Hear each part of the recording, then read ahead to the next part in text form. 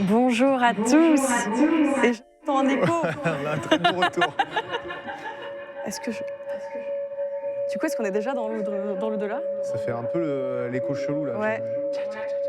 Est-ce que vous m'entendez bien, le chat? Je vais fermer ma bouche. On va relancer l'émission. Hein.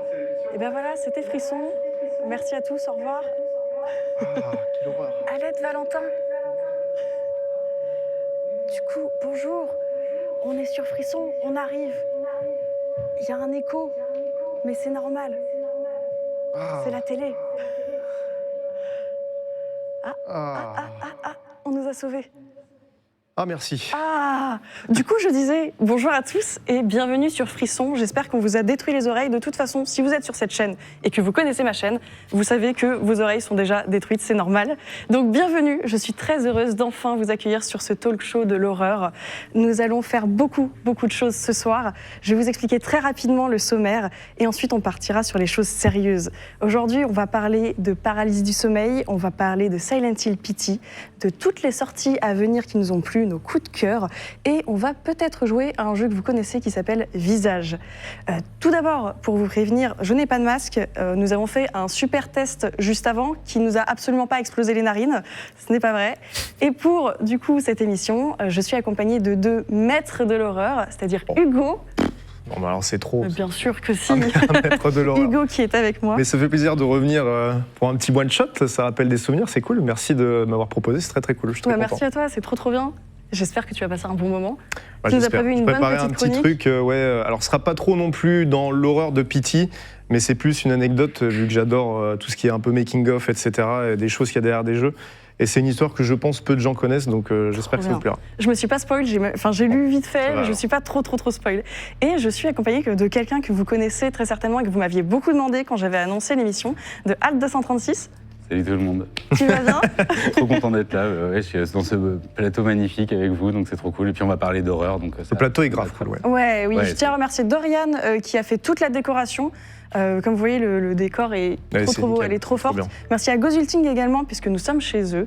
Et merci à toutes les personnes qui ont travaillé justement sur cette émission, qui doit voir le jour depuis 1 an environ, mais avec le Covid, c'était un petit peu compliqué. Donc ça y est, on y est, enfin la première. Du coup, partons dans le vif du sujet. Moi, j'ai envie d'en connaître un petit peu plus sur tout ton univers. Du coup, tu fais beaucoup de choses dans l'univers de l'horreur. T'as fait... Alors, j'ai tout regardé et en plus, t'aimes Berserk, donc je ne peux que t'aimer. Du coup, t'as une chaîne YouTube Alt236. C'est ça. Depuis combien de temps environ? Ça fait 5 ans, ça va faire 5 ans en septembre. Ok, et tu traites de pas mal de sujets. J'ai vu que tu avais le format Mythologix, Stendhal Syndrome. C'est ça.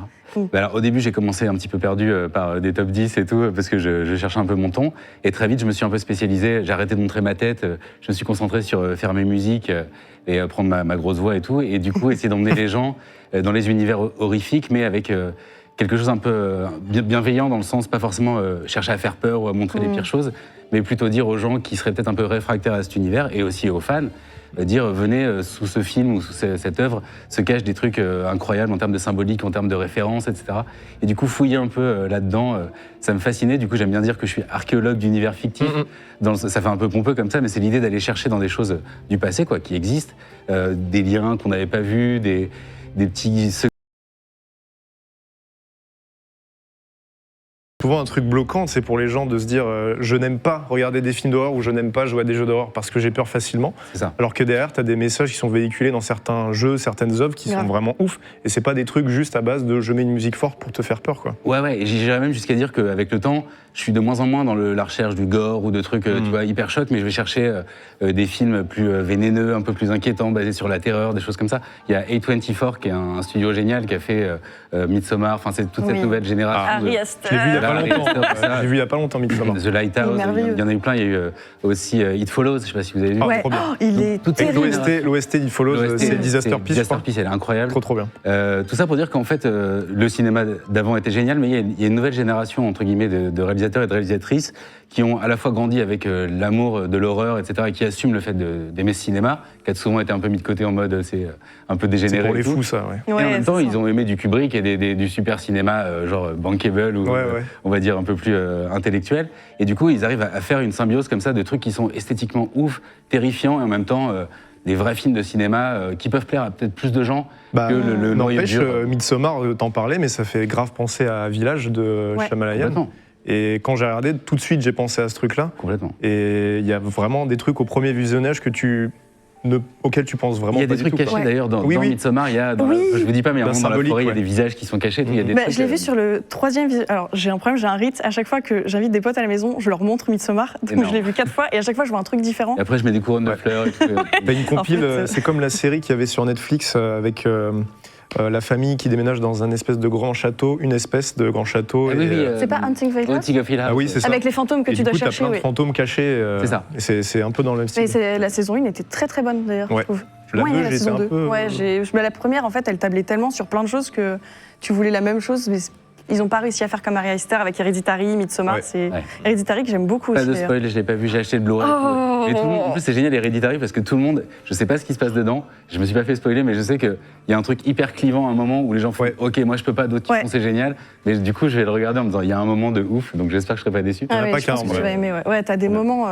Et la bande-son est merveilleuse. Enfin, c'est très différent de Midsommar par contre. Il a fait vraiment 2 univers différents et ça reprend les codes des anciens cinémas d'horreur. D'accord. Donc je pense que tu vas bien aimer. Parce que Midsommar, c'est un peu le teen movie de l'horreur, quoi. De l'horreur psycho, quoi. Il est incroyable, moi je l'ai trouvé vraiment super. Et même, il y a une scène au début, une scène très dure d'un suicide d'une famille, qui du coup te met dans une ambiance hyper dramatique, pas du tout film d'horreur, popcorn, tu vois, même à la Scream où tu sens que t'as le tueur et tout. Là, c'est très sérieux et après, en fait, tu te fais happer dans cette histoire. Je l'ai trouvé hyper cool. En plus, dans les films d'horreur, t'as souvent ce qu'on appelle les Final Girls. C'était donc une héroïne qui arrive à s'en sortir alors que tout le monde se fait décimer. Et là, je trouve que le traitement de la Final Girl, justement, il est hyper intéressant parce que c'est quelqu'un qui part un peu pour se retrouver dans cette communauté. Et bon, je dis pas, mais voilà, son cheminement est hyper intéressant. Du coup, c'est très surprenant. Vraiment, je le conseille pour celles et ceux qui l'ont pas vu, même s'il est... Clairement, c'est bien, on a déjà les recos comme ça. J'ai vu que tu parlais de... Je l'ai pas vu, je suis un connard, mais j'ai pas regardé ta vidéo sur Dark Souls. Ah. Et je l'ai pas vu non plus. Du coup, je vais la regarder en rentrant, mais c'est bien. J'espère que tu as 1h30 devant toi. Oui, ça, y a pas de souci pour du Dark Souls, ok. Non, mais c'est un peu différent de l'horreur. Par rapport à ton YouTube, tu as plusieurs formats. Est-ce que tu peux expliquer rapidement les formats que tu as sur la chaîne ? Ouais, bien sûr. Alors, les 2 formats maîtres, on va dire, c'est Stendhal Syndrome. Ça, c'est plus prendre une notion ou un artiste et puis explorer son univers de façon un peu transversale, c'est-à-dire je vais dans tous les sens, tant que c'est commun avec soit la notion, soit l'artiste. Donc j'ai fait Giger, Beksinski. Alors Beksinski, je l'ai dévoré, je suis une fan absolue de Beksinski. Ah ouais, j'adore, je rêverais d'avoir un tableau. Enfin, si tu veux un petit truc, j'ai reçu un mail, bon c'est une petite anecdote, mais j'ai reçu un mail il y a genre 3 jours de quelqu'un qui est polonais et qui m'a dit bonjour, je suis la personne qui m'occupe de la succession de Beksinski, donc qui a toutes les œuvres, tous les fonds, c'est lui qui organise des trucs. Il m'a dit j'ai vu votre texte et tout, j'aimerais bien le mettre dans un bouquin. Ah c'est cool. Et du coup j'étais genre trop ému et à la fin son mail il signait gloire au visionnaire, tu vois genre. Du coup il est fan de Beksinski. Il est vraiment fan. Du coup ça m'a touché de dingue parce que peut-être c'est une des vidéos, même si c'est pas totalement horrifique, il y a quand même une dimension qui est vraiment très sombre, quelque chose de l'ordre du désespoir et en même temps qui est très fantastique. Enfin c'est fou Beksinski. Et en même temps, il y avait très peu de travaux, en tout cas en français, sur lui. Je sais qu'en faisant les recherches il y a une centaine de tableaux qui étaient facilement accessibles, mais j'en ai trouvé 400, donc il y en a vraiment que j'ai fouillé pendant 2 mois pour trouver toutes les images en bonne qualité. Je voulais vraiment rendre hommage à ce monsieur, quoi, cet artiste incroyable. Et du coup, c'est peut-être la vidéo où je me suis senti le plus utile, entre guillemets. Tu vois, c'est vrai que t'as pas grand-chose dessus et c'est très niche. Et je crois que j'avais même vu un tweet quand The Medium est sorti, où justement tu parlais de ça, et c'est vrai que tu as une énorme influence de Beksinski sur The Medium. Et le studio, cette influence, on la retrouve chez beaucoup d'illustrateurs et d'illustratrices. Je trouve qu'il n'est pas forcément très connu comme Giger ou d'autres, tu vois, mais il a quand même finalement beaucoup... un impact super large. Ouais, un impact super large sur des gens. Et en fait, Medium a dit clairement que, et ça se voit, il y a carrément des tableaux de Beksinski qui sont refaits à l'identique, notamment quand on voit tous les corps qui sont agglutinés au tout début. Et il y a aussi un autre jeu que j'attends énormément qui s'appelle Scorn, qui sera sur le Game Pass, je crois. Et où pareil, les devs, eux, affirment que c'est Giger et Beksinski qui sont vraiment... Il suffit de regarder une image pour voir que c'est... Et du coup, je suis trop heureux de voir que le jeu vidéo, même si c'est très bien d'avoir le côté mass média avec des choses où on veut qu'il y ait le plus de gens qui y jouent, mais il y a aussi quand même des développeurs qui prennent le parti de dire on va faire un truc complètement barré, très très niche, mais en même temps qui va, grâce à Internet et grâce au fait qu'on est aujourd'hui beaucoup plus connectés, on va vers ces œuvres-là.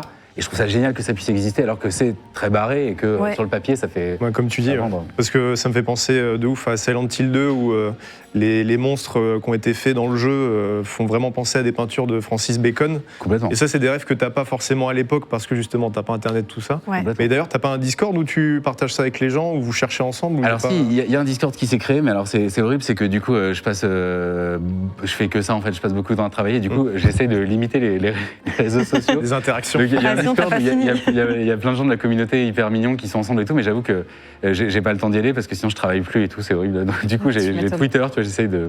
Même Facebook, c'est pas bien, mais tu vois, Tu quittes. j'essaye de gentiment dire bon, bah, je serai plus trop là.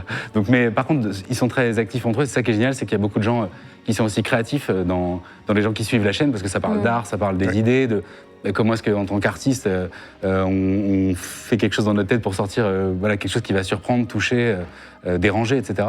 Donc, c'est aussi hyper touchant de voir qu'il y a beaucoup de gens dont ça fait avancer la pratique et Ouais, qui c'est échangent trop entre eux bien. dans les commentaires. Parfois, c'est trop beau. Il y a des gens qui. Je suis même plus là, quoi. Tu vois, ils parlent entre eux. Oui, oui, Ouais, bah oui. c'est un forum quoi, au Il y a de final. la mise en commun. C'est quelle image à telle minute et tout, donc ils se répondent et tout. Enfin, c'est trop bien. Ça. T'es un archéologue, hein, t'as créé plein de petits archéologues Bah, aussi. je sais pas, non, mais il y a plein de gens. J'ai rien créé, mais je pense qu'il y a plein de gens qui peut-être avaient envie d'avoir, non pas que ce soit unique. Il y a plein de gens qui bossent dans le cinéma, mais peut-être plus spécialisés. Moi, je suis un peu sur à la fois les tableaux, les films d'horreur, les jeux vidéo. En fait, dès que l'image est horrifique, moi, ça m'intéresse, quel que soit le support. Alors que beaucoup de vulgarisateurs ou vulgarisatrices sont plus centrés sur le cinéma d'horreur et du coup je fais des reviews, des critiques. Ouais. Donc c'est peut-être ça que j'ai un petit peu de particulier, c'est de faire justement péter toutes les barrières, de dire ma chaîne c'était HAL236, c'était le raccourci clavier pour l'infini, c'était pour dire dans ma chaîne j'ai envie de m'autoriser à parler de tout. Parler de tout. Ouais. Tant que ça s'est recentré sur voilà, cet imaginaire un peu sombre qui m'a attiré. En fait, je sais pas si vous avez déjà ressenti ça, mais en grandissant avec l'horreur, on te renvoie souvent un peu une image de dire ouais, c'est un truc soit pour ados, Ouais, soit... c'est edgy. Ouais. C'est edgy, et il y en a du ciné comme ça, mais je trouve que c'est complètement passé à côté de l'énorme charge de créativité qu'il y a dans ce genre, parce qu'en fait, justement, comme il n'est pas trop regardé, que c'est un cinéma un peu d'exploitation, c'est-à-dire qui est fait pour être vu par des gens qui aiment ça, etc., on s'autorise beaucoup plus de liberté.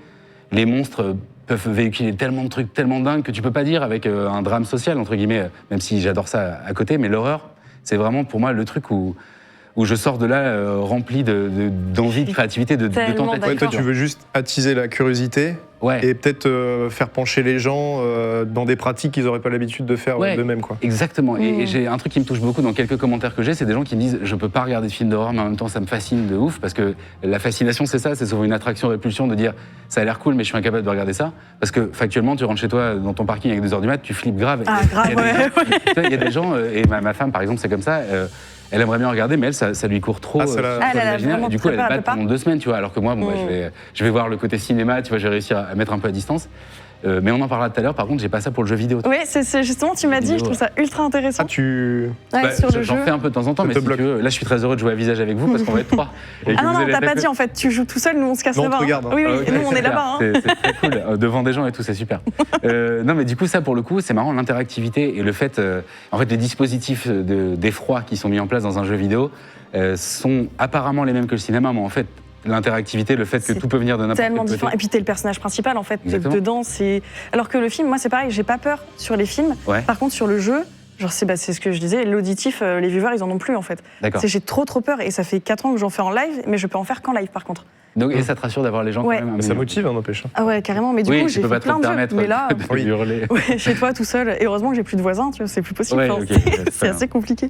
D'ailleurs, du coup, tu disais que toi, t'as toujours aimé l'horreur. Et comment ça t'est venu cet attrait? Ça a toujours été comme ça ou... Alors non, et c'est ça, peut-être ça va parler à des gens, mais j'ai eu une enfance avec des parents qui n'étaient pas du tout versés là-dedans, qui étaient très cool, mais bon voilà, j'ai découvert d'autres choses, un peu les musées, tu vois, j'ai vu du Bosch à 6 ans, donc ça, Ah oui. c'était trop cool, mais j'avais pas de grands frères ou grandes sœurs, et j'étais un peu craintif, tu vois, je vivais à la campagne, dans une maison au milieu des champs, j'avais peur des araignées, des bruits de la maison, enfin tu vois, Mais j'étais tout pas ce qu'il faut. T'as été dans la meilleure ambiance pour Ah, ça. j'étais pas le brave, tu vois, je descends des Vikings, mais j'ai que la Normandie, tu vois. En héritage, le reste, j'ai rien pris, tu vois.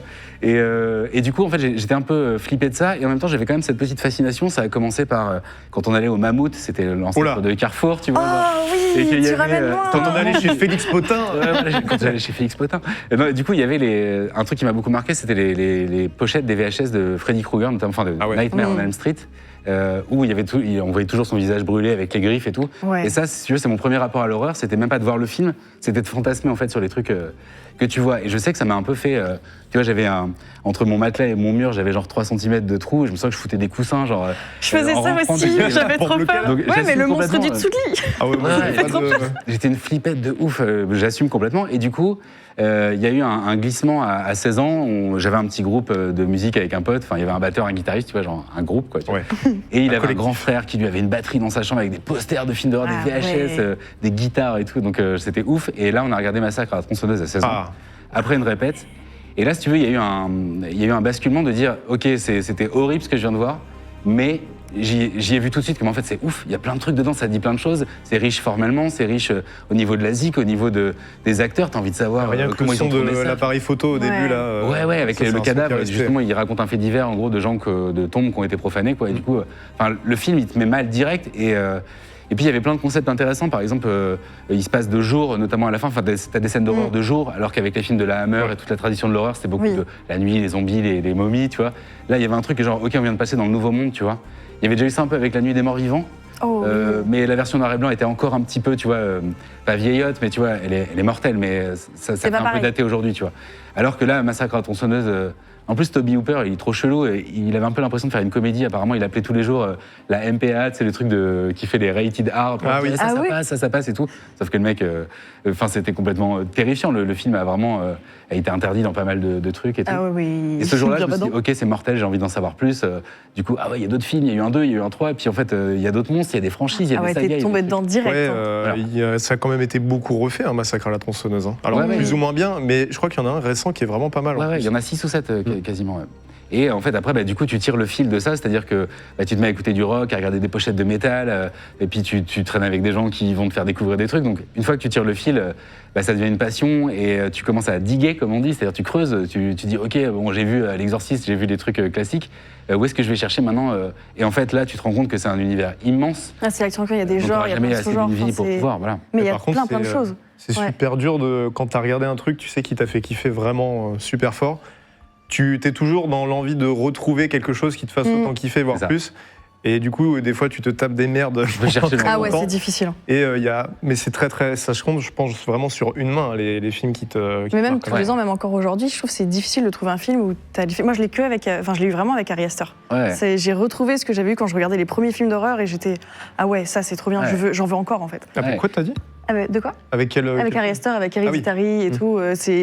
Du coup, mais j'ai beau les re-regarder encore et encore. Ouais. Ça me fait toujours le même effet et c'est un plaisir. Et c'est bizarre parce que t'es content d'avoir peur. Enfin, t'es content d'être Ah ouais, dans ce ouais, côté. t'as un plaisir de te Mais remettre t'as dans plein ce de truc. détails, la musique. Et du coup, en parlant de musique, j'ai vu que tu faisais tes propres soundtracks. Alors oui, je le fais. Alors, maintenant, je suis aidé par un camarade que j'ai rencontré en faisant la vidéo sur Bloodborne, qui s'appelle Al9000 et que j'embrasse. Et lui, en fait, il mixe les compos que je fais en version album. Du coup, il y a déjà eu un album bien. qui est sorti. Et si tu veux, il apporte énormément. Moi, je fais des démos d'1 minute 30 avec tout mon cœur. Hein, je compose tout et tout. Mais après, lui, il en fait des morceaux de 3 minutes sans que j'ai l'impression qu'il ait dénaturé le morceau. C'est trop bien. Il produit, il arrange. Et donc, du coup, le deuxième va bientôt sortir. On est sur le deuxième, là. Et si tu veux, avant de faire YouTube et tout, moi, il y a longtemps, quand j'étais en fac de droit, j'avais arrêté pour faire du rock et tout. Donc, la musique, c'était vraiment un Ah truc oui. hyper important dans ma vie, que j'ai fait en autodidacte et tout. Je sais pas lire ni écrire la musique. Mais si tu veux, quand j'ai commencé la chaîne, je me suis dit, tiens, j'ai un logiciel de MAO, je fais mes petits trucs, plutôt que d'avoir des problèmes de droit. Et puis pouvoir faire ces musiques, c'est génial. C'est-à-dire que c'est une possibilité de mettre une palette d'émotions sur ce que tu montres, que tu Ouais. maîtrises. Alors évidemment, tu peux trouver un morceau qui défonce, tu vois, de Pharrell sur ton truc, mais c'est Pharrell, donc tu vois, c'est mort. C'est pas trop Alors que là, de te pareil. dire, en plus, moi, c'est cool parce que la musique, j'essaie de rechercher des émotions un peu semblables quand je compose, que quand j'écris une vidéo, je recherche du mystère. Je cherche pas que l'horreur, d'ailleurs, c'est Ouais. un truc que j'adore, mais je suis intéressé aussi par le mystère, par l'étrange. Et ça va beaucoup plus loin que juste l'horreur, en fait. Le surréalisme, c'est c'est génial. connexe à tout ça. Tu vois, tout ça, c'est un univers en fait d'images que j'appellerais un peu déviantes, dans le sens où elles sont pas dans la norme. Il y a beaucoup de gens qui vont dire ouh, ça j'aime pas. Donc dès l'instant où une image te fait ça, je considère qu'elle peut rentrer dans la catégorie quelque chose Ouais, je qui suis d'accord. me passionne, parce que du coup en fait ça veut dire ok, si ça vous dérange, c'est qu'il y a une Et raison. qu'il y a quelque chose aussi Ouais. à trouver. Donc, on va généralement, diguer, si on tu va creuses, voir. ça peut être kiffant de voir ce que tu trouves. Des fois, c'est pas kiffant, tu dis, ok, je sais pourquoi ça me fait bader, jamais je regarde ça. Et tant mieux, à la limite. Et des fois, tu dis, mais en fait, La Nuit des Morts Vivants, ça parle de la guerre du Vietnam, ça parle du chômage, et puis tu le regardes 30 ans après, ça va te parler du sida, ça va te parler de. Ouais. En fait, ce qui est ouf, c'est qu'un film, quand il est bien fait, et quand il arrive à avoir cette charge symbolique, et pas juste un truc badant ou gore, etc., En fait, c'est d'une profondeur complètement dingue, le milieu de l'horreur. En Trop fait, bien. Puis ça peut toujours avoir un sens, même dans une actualité qui est différente, dans une époque qui est différente. complètement. Donc, Et on revoit les films différemment, en fait, totalement. Et l'autre jour, là, tu parlais des films tout à l'heure que tu regardais pour une émission où quelqu'un veut parler de l'exorcisme. J'ai revu le film, qui est un de mes premiers traumas aussi de ciné, parce que j'ai eu une éducation judéo-chrétienne, donc tu vois, le diable, il y avait un truc qui... Ah oui, donc t'as pépile Tu vois, je dans crois le pas truc, en Dieu, mais ça me faisait quand même bader. Ouais. Tu vois, il y a un truc où, ouais, je sais pas, il y a des gens qui croient et tout. Et donc, l'exorcisme m'a traumatisé. Et je l'ai revu, tu vois, il y a 2-3 semaines. Et il y a encore des moments où je l'ai vu tout c'est seul. pas tu vois. bien. Je détourne un peu le regard de l'écran en disant, ok, ça va, c'est pas horrible, mais je me sens tellement mal en le regardant, tu vois. Ouais, donc il y a quand même des films qui arrivent encore à te faire quand même un petit peu te sentir mal à l'aise. Et alors, c'est très bizarre parce que oui, et je dirais de plus en plus, parce qu'en fait, je vieillis. Fun fact, je sais pas si vous connaissez le Attends, principe. c'est vrai, ça arrive ça Pas encore. Tu vois, j'ai 40 non, ans et je viens d'avoir un enfant il y a 3 ans, mais donc c'est encore assez jeune. Et je t'avoue que quand tu deviens parent, tu as un rapport aussi à la violence qui est un peu différent. Tu vois, du coup, tu vois le monde à travers l'œil Tu de quelqu'un t'offusques d'autre. peut-être un peu plus sur des trucs qui te... Ouais, je sais pas en fait, c'est juste que tu deviens un peu plus sensible parce que tu vis à travers les yeux d'un enfant qu'il faut protéger. Tu vois, il y a je sais pas, tu vois, je dérive, mais il y a en fait un peu de ça où tu te dis, ouais, mon rapport en fait à ça, je veux peut-être un peu plus de distance. Ouais, j'ai du mal avec les trucs hyper hardcore maintenant. Dès que c'est vraiment trop violent, que le but c'est vraiment de te mettre c'est mal. trop gore, les sauts, hostels, etc. Les torture porn, ouais, j'ai un peu de mal. Torture porn, j'aime pas trop, Voilà. en fait. J'ai beaucoup de mal. Exemple, typiquement, tu vois, le Hostel 1, je l'ai relativement détesté parce que je trouvais qu'il était full torture porn, tu vois, complaisant, un peu dans le genre, ouais, on voit des trucs horribles et tout. Et du coup, ça m'a mis mal à l'aise parce que, alors c'est intéressant, ça t'interroge en tant que spectateur de dire qu'est-ce que je regarde, pourquoi ça met mal à l'aise et tout, mais t'as pas besoin de ça pour savoir que la torture, c'est pas cool, tu vois. Oui, genre, Par contre, fun fact. Hostel 2, mortel, j'ai trouvé. Pourquoi? Parce que cette fois-ci, tu passes du côté des méchants et qu'il a eu le génie, C'est Eliros, de prendre 2 acteurs de Desperate Housewives que j'avais vus auparavant. Il y a le Je savais pas ça. pharmacien et il y a le beau gosse qui est avec celle qui jouait dans Superman, je me souviens plus, enfin Lois et Clark, tu vois. Il y a un mec aux yeux bleus un peu beau gosse qui fait de la haie, tu vois, genre. Et du coup, eux, ils sont dans Desperate et là, il les a mis comme mec qui paye une boîte de snuff, enfin un truc horrible. Et c'était avec des jeunes filles, cette fois-ci, qui partent faire des études de dessin. Et en fait, elle, t'as de l'empathie pour elle, alors que les mecs du 1, c'était des connards. Ouais, tu vois. ils voulaient Ouais. juste venir pour se taper des meufs et puis... Oui, Pourtant, t'arrivais c'est la pas à même avoir une histoire, hein. attache. C'est une boîte où on tue des gens devant des caméras. Et en fait, du coup, comme quoi, le glissement scénaristique, comment est-ce que tu approches le truc, comment est-ce que dans quelle position tu mets le spectateur, ça peut, sur un même sujet, te filer des sentiments et des réflexions vachement plus intéressantes. Ouais, Donc, je suis assez d'accord. Même si c'est vrai que le Hostel 1 et 2, à chaque fois, je détournais les yeux, j'étais non, je peux pas, c'est dégueulasse. j'ai pas vu, moi. La scène, t'as une scène avec un œil, Non, elle est dégueulasse. Et fun fact aussi, dans le 2, il y a un moment, une scène horrible où il y a un mec qui, je crois, tue quelqu'un avec une faucille. Bref. Oui, Enfin, non, il y a je un mec vois. qui mange justement un œil, ou je sais plus si c'est dans le 1 ou le 2, et c'est Ruggero Deodato, qui est le mec qui a fait Cannibal Holocaust. Donc, bah, on le Eliros l'a retrouve invité en dans- guest, il dit viens dans mon film, c'est bon esprit. Tu vois. Parce que Cannibal Holocaust, ouais, à l'époque, je crois que c'est une vraie anecdote, hein, tu me dis si je me trompe, c'est au courant, mais qu'il y a eu des poursuites judiciaires parce que les gens croyaient que c'était C'est pas avec les réel, tu vois. tortues, oui, il me semblait qu'ils Alors pensaient non, par ça c'est rapport aux du vrai tortues, non snuff, malheureusement, ils ont vraiment tué des Ah, animaux. c'était pendant vraiment le truc. ça, oui. Il y Par avait contre, une énorme c'était polémique. sur les tribus, entre Ouais, guillemets, voilà. ils ont dû prouver que les mecs étaient pas morts. Oh, putain. Parce que c'était trop réaliste et tout. Et c'est le premier, c'est un genre que j'aime énormément, le found footage en fait. Il est un peu déguisé parce que tout le film est pas en found footage, mais l'histoire c'est en gros des journalistes qui partent en Amérique du Sud pour aller voir des tribus qui seraient restées coupées du monde, entre guillemets. Ils y vont, sauf qu'ils arrivent en mode horrible, ils font n'importe quoi, enfin ils sont horribles, quoi, tu les détestes. Ils se font évidemment défoncer et après on retrouve les bobines. Et c'est le studio TV pour qui ils bossaient, Les droits, hein. qui revoit les bobines et qui voit en fait ce qui leur est arrivé. Et c'est trop bien. Enfin, le film est Mais construit il est d'une bien, façon hein, mais mortelle. moi, il m'a vraiment mis mal à l'aise. Mais moi, je suis Ah ouais. moins sur les slashers, ce genre de films. Moi, je suis vraiment paranormal ou tueur en série. J'ai un Ouais. problème avec tous les documentaires tueurs en série, les films dessus, etc. C'est Ouais. horrible, Après, je en les plus, sur mange. Netflix, t'as ce qu'il faut. Ah non, mais en ce niveau, moment, ils en sortent plein en plus. Ouais. Donc, moi, je suis trop contente. Après, je sors plus, mais je suis Ouais, contente. c'est ça le truc, tu vois, je sors plus. Tu vois, chez moi. C'est exactement ça. Du coup, tu touches à plein de choses et tu m'avais dit que tu avais des projets qui arrivent Ouais, carrément. qui ont Alors, l'air très cool. Alors bah, du coup, donc il y a le deuxième album, il y a le nouveau Mythologix là qui va arriver, que je fais en collaboration avec un camarade qui s'appelle Maxwell, qui a une chaîne géniale sur les symboliques du métal et de tout cet univers-là. Et on s'est mis ensemble pour faire un épisode sur Magic the Gathering, l'Assemblée en français, qui est un truc incroyable. Genre, j'y joue un petit peu. C'est l'ancien Two Guys One TV, non? C'est ça, exactement. Et du coup, comme il est tout seul, il n'y a plus que One Guy, One Ouais, TV, voilà. donc c'est Maxwell. Mais du coup, ça va être. Enfin, j'espère que ça va. Parce qu'il y a des gens qui pourraient être un peu rebutés par. C'est un jeu de cartes, tu vois. Et en Ouais. fait, c'est vraiment un des trucs les plus incroyables en termes de création qui existe. Ça fait 30 ans que ça dure. Il y a 20 000 cartes, ils ont réussi à faire que ça Ouais. tienne. C'est incroyable. Ah, ça continue bien. On va hein. pas- Il y a eu 400 illustrateurs incroyables. Il y a eu John O qui a illustré Le Seigneur des Anneaux. Enfin, ils ont eu des gens incroyables sur ce truc. Et là, on va essayer de montrer à quel point c'est une merveille mathématique, artistique. Enfin, donc ça, Trop c'est un bien. gros projet. Et c'est très stressant parce que ça fait 2 mois et demi qu'on bosse dessus. Mais Et tu les gens m'étonnes. croient que j'ai disparu, tu vois. Alors que non, j'ai il jamais travaille dessus. autant bossé. Et puis aussi, on a eu, c'est un truc plus créatif, là, ça m'excite énormément, ça s'appelle Astra Mortem. On avait fait une campagne Ulule pour un projet de roman graphique, en noir et blanc et tout, avec Mehdi Chamsa au dessin et avec Sullivan, qui est un ami qui bosse lui aussi dans la BD. Et du coup, là, on crée vraiment un C'est univers. génial. Et c'est ce que je rêvais de faire parce que, tu vois, dans les mythologiques, ce qui est mon autre format tout à l'heure dont j'ai pas parlé, où là, je prends une saga et je décortique, on fait du reverse engineering, tu vois, c'est-à-dire que tu démontes une machine quelque part pour comprendre comment elle marche. Et du coup, j'ai fait ça avec Hellraiser, par exemple. Donc, concrètement, je me suis maté les 11 films, les 100 Ah oui. comics, et, tu vois, et tout. Et après, je connais fais par cœur. Ah ouais. les comics. Si jamais vous pouvez les 100 comics. Oh il y la a 100 vache, il y en a comics d'Hellraiser. tellement. Et en combien de temps t'as fait ça 2 mois. Ah ouais. Après, tu sors pas et tout. Ah ouais, tu fais que ça matin, midi et Ouais. soir. Tu manges Hellraiser. Quoi. Genre, ma femme, quand elle sortait le samedi soir et tout, qui elle demandait, il fait quoi, Quentin? Il travaille. Ouais, genre, c'est ça. Si, il bosse. Genre. Du coup, Ouais, c'est pas Max et Lily en plus, hein. Il y a quand même pas mal de pages à se taper. Ouais. Ouais, mais alors c'était génial. Pour le coup, j'ai adoré parce que c'est un univers incroyable. Enfin, Hellraiser, c'est trop bien. Clive Barker, c'est trop bien. C'est l'auteur qui est derrière le roman originel et qui a réalisé le premier film. Et ça fait partie de mes méchants préférés. Ils sont les Cénobites, Ils on les sont appelle. trop bien. Ils sont absolument incroyables. Un peu marrant quand même en français. Ouais, c'est vrai que c'est un Surtout peu. la phrase. Cénobites, c'est un terme. Le chat genre, va être en furie, ça y est. c'est des moines à la base. Les Cénobites, c'est certaines catégories de moines.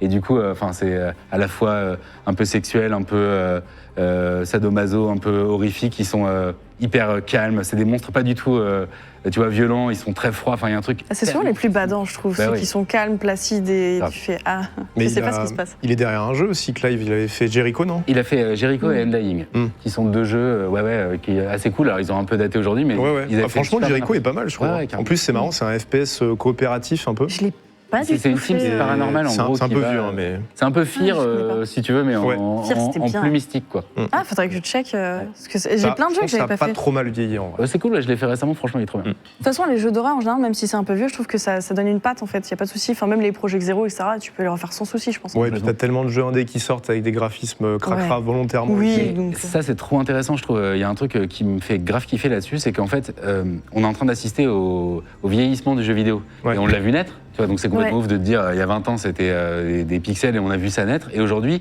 en fait, on regarde les jeux de l'époque comme on regarde une VHS, tu vois. Et en fait, C'est vrai. le vieillissement de l'image, les graphismes qui ont un peu périclité, dans le sens où on est dans de la 3D hyper réaliste aujourd'hui, je trouve que ça met un truc comme si tu regardais un found footage, en fait. Et du coup, Ouais. on en parlera peut-être tout à l'heure, mais il y a toute une scène qui s'appelle la Haunted PS1, donc la PS1 hantée, ça- où c'est des gens qui refont du coup avec les moteurs un peu de l'époque, en volontairement des graphismes un peu, tu vois.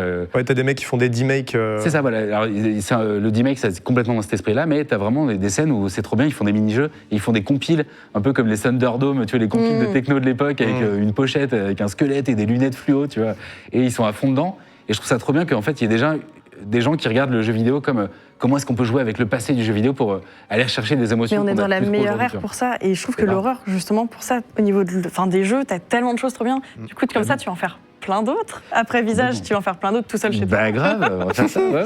Oui, c'est Non, ça, ça il va faut, être il le faut, il baptême. Et puis ce qui est génial avec l'horreur, c'est que t'as pas la scène indé, tu vois, elle peut complètement s'emparer de ça. Là où un jeu d'action, c'est un peu difficile, Ouais. il faut un gros studio d'un truc. Un jeu d'horreur, tu prends, il y a Clock Tower ou des choses comme ça, tu vois. Quand tu regardes pour l'époque, c'était assez simple. Tu te fais courser par un mec avec des ciseaux géants, mais tu bats. Pas besoin de- Ah ouais, non, t'étais juste pas bien. Mais même les Slenderman, etc., t'es pas bien. Et c'est tout Ah oui, simple. oui. hein. Eh oui. Mais t'as Clairement. t'as une quantité faramineuse de jeux indés qui durent entre 5 et 1 heure, des fois dans les plus gourmands, Ouais. et qui sont mis en ligne gratuitement sur des sites, et tu Ouais. peux vraiment tomber sur des pépites. hein, Il y a mais... On avait itch.io trop. notamment. Qui est Oui, bah oui, une plateforme, là-dessus, trop bien. Génial, parce que T'en toutes as les plein. game jams, ils font généralement des Ouais. petits projets, mais en fait, ils testent leur jeu.